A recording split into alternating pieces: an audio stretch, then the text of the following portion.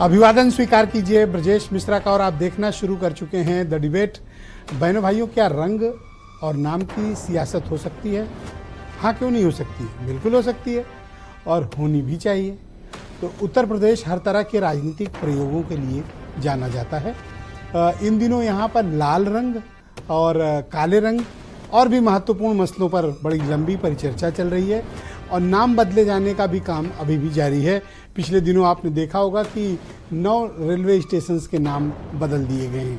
तो रंग और नाम ये यूपी की राजनीति का बहुत ही इंटीग्रेटेड हिस्सा ऐसा प्रतीत होता है कि बनता जा रहा है और आज चर्चा हम इसी विषय की करने वाले हैं।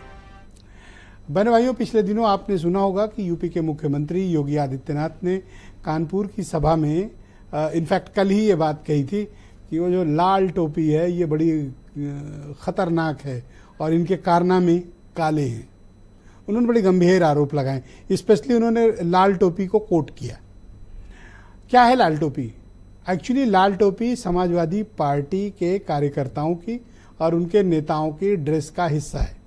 आपको अधिकांश उनकी पार्टी के नेता, बल्कि मैं तो कहूँ ज़्यादातर, लाल टोपी लगाते हैं। वो गांधी टोपी जो वाइट कलर की होती है ना, उसकी लाल टोपी क्यों लगाते हैं? क्योंकि अखिलेश यादव शुरू से वो टोपी पहनते रहे, लाल टोपी।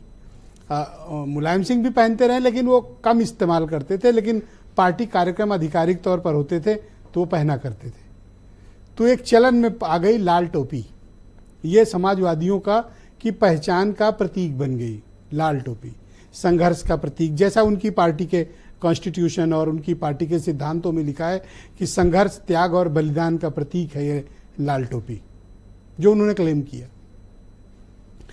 दरअसल उत्तर प्रदेश में चुनाव के बाद एक तस्वीर साफ हो गई कि यहाँ पर आमने सामने का मुकाबला बीजेपी और समाजवादी पार्टी में, इसमें कोई दो राय नहीं है और इस पर किसी का कोई मतभेद भी नहीं। बाकी इधर भी अलाइज पार्टनर है, उधर भी अलाइज पार्टनर है, कोई कम कोई ज़्यादा। रिसेंटली मुख्यमंत्री आक्रामक हैं और वो समाजवादी पार्टी पर काफ़ी गंभीर आरोप लगाते हैं, जैसे गुंडागर्दी करने के या करप्शन के चार्जेस लगाते हैं, महिलाओं से जुड़े हुए क्राइम के मामले में आरोप लगाते हैं, अराजकता के आरोप लगाते हैं। उन्होंने कानपुर की सभा में कहा, ये जो लाल टोपी है ना, ये इनके कारनामे बड़े काले हैं और ये बड़े खतरनाक हैं, गलत हैं, अराजकतावादी हैं दरअसल समाजवादी पार्टी के लोग, ऐसे आरोप लगे। दरअसल ये बात बिल्कुल स्पष्ट हो चुकी है कि अब जब मुकाबला आमने सामने का और मुकाबला दो बड़े लीडर्स के बीच है, बीजेपी का नेतृत्व योगी आदित्यनाथ कर रहे हैं और समाजवादी पार्टी के अलायंस की तरफ से नेतृत्व अखिलेश यादव के पास है। दोनों बड़े नेता हैं, दोनों दिग्गज हैं और दोनों की अपनी फैन फॉलोइंग है और दोनों का अपना वोट बेस है और दोनों की अपनी ज़बरदस्त पॉपुलैरिटी है। लिहाजा अगर ये कोई बात कहते हैं तो उसका बड़ा मासेज में इम्पैक्ट पड़ता है। अखिलेश यादव ने इसका जवाब दिया।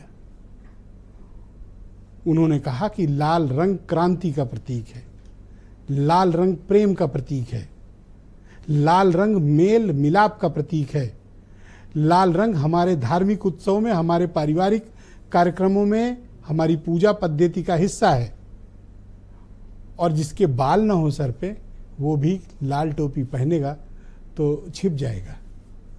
वो कमेंट उन्होंने चीफ मिनिस्टर की तरफ किया। क्यों? क्योंकि वो सर पे बाल नहीं रखते। और इस बीच आपने देखा कि 2 दिन पहले एक और घटना हुई यूपी में। उत्तर प्रदेश के 8 रेलवे स्टेशन का नाम बदल दिया गया और उन रेलवे स्टेशन का नाम हिंदू देवी देवताओं के नामों पर रख दिया गया है। हालांकि अपोजिशन ने इस पर ज्यादा हल्ला नहीं मचाया,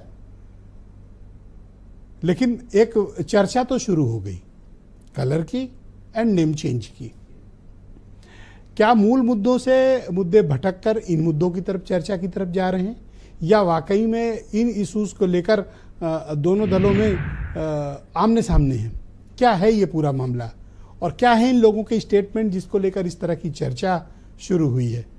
क्योंकि यूपी में कही गई कोई बात का असर अगर आपको ये लगता हो कि सिर्फ यूपी तक है तो ऐसा नहीं है।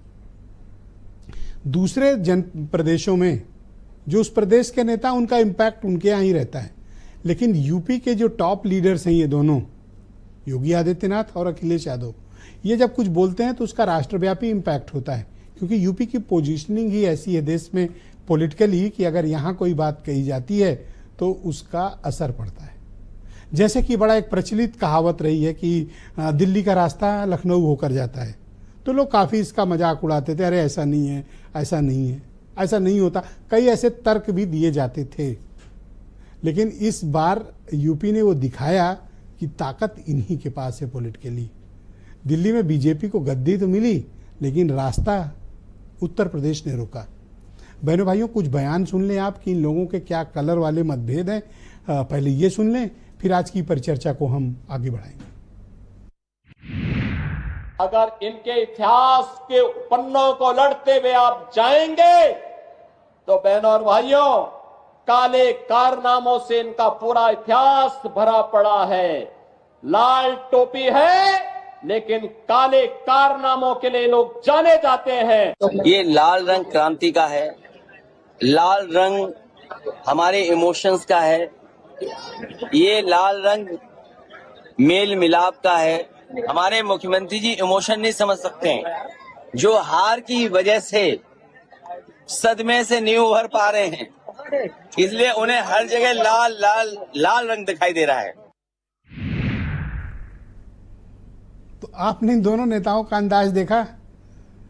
दरअसल आपको आजकल न्यूज में ना एंटरटेनमेंट के पुट बहुत आ गए हैं। आपको पिक्चर वगैरह देखने की या और शोज देखने की उतनी ज़रूरत नहीं है। अगर आप दिन भर न्यूज़ देख लें तो किस तरह का संवाद नेताओं के बीच होता है, ये बड़ा इंटरेस्टिंग है और यूपी इसी के लिए जाना जाता है। तो आज चर्चा हम इस विषय की बढ़ाने वाले हैं। समीर सिंह उत्तर प्रदेश में भारतीय जनता पार्टी के प्रवक्ता हैं। सुचि विश्वास हमारे साथ जुड़ी हुई हैं, यूपी में कांग्रेस कमेटी की प्रवक्ता हैं। अरुण राजभर SBSP के जनरल सेक्रेटरी और प्रवक्ता हैं। कर्नल शरण सिंह मेरे साथ मौजूद हैं, समाजवादी पार्टी के प्रवक्ता हैं। और मनीष अग्रवाल जी पॉलिटिकल एनालिस्ट हैं। और वीरेंद्र सिंह जी हमारे स्टेट हेड। आप सभी का स्वागत और धन्यवाद मेरे साथ इस कार्यक्रम में शिरकत